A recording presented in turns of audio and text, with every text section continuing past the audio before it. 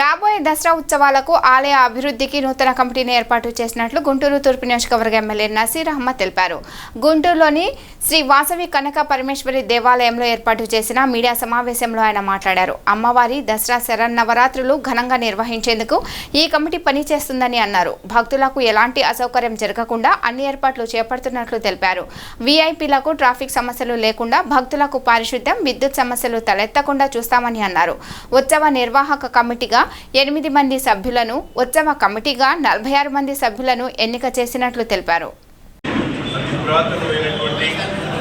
విశిష్ట కలిగినటువంటి శ్రీ వాసవి కన్యకా పరమేశ్వరి దేవస్థానాన్ని రాబోయేటువంటి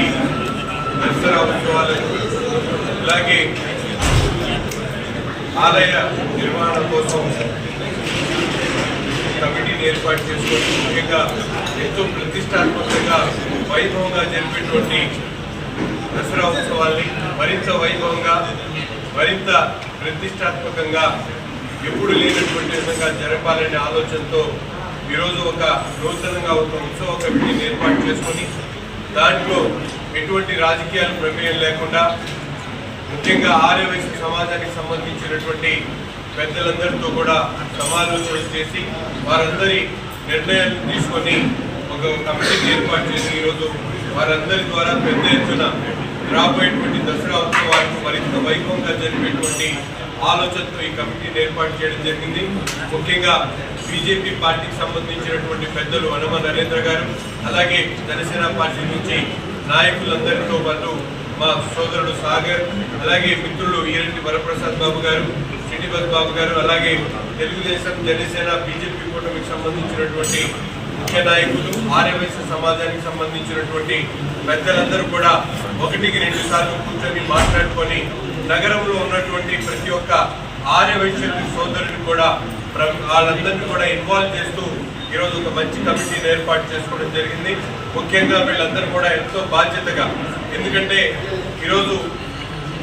ఆలయ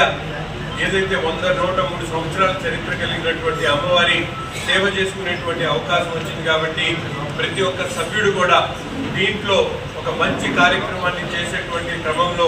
ఎక్కడ ఇబ్బందులు లేకుండా కలిసిమెలిసి ఒక మంచి ఆలోచనతో ఈ కార్యక్రమాన్ని తీసుకొని విజయవంతం చేయాలని చెప్పి మనస్ఫూర్తిగా కోరుకుంటూ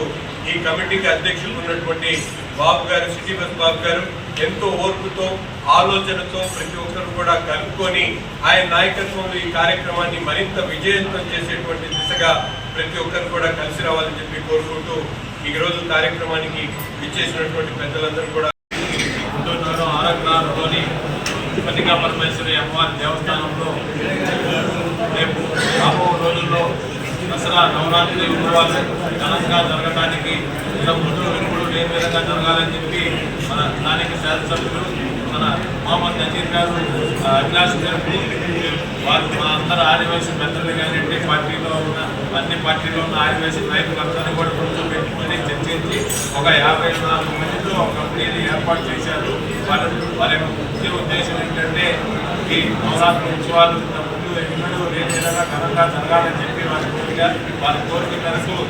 ఏదైతే వారు ఎంపిక చేసిన సభ్యులందరం కూడా వారిని తీసుకుంటున్నాం. అట్లాగే వారు మాకు ఒక రిపోర్ట్ చేశారు. ఈ సంవత్సరం నేను చేశారు కాబట్టి నవరాత్రి 6 రోజులు అయిపోయిన తర్వాత దాని గురించి ఎవరు పట్టించుకోరు, బాగా చేశారని చెప్పుకుంటారు. మీ కమిటీ తరఫున మీరు పులికి ఒక ప్రత్యేకంగా స్థిరంగా ఉండేట్టు ఒక పని చేయాలి అని చెప్తే దాంట్లో ఉనికి అవసరమైన జనరేటర్ని వారు ఏర్పాటు చేయాలని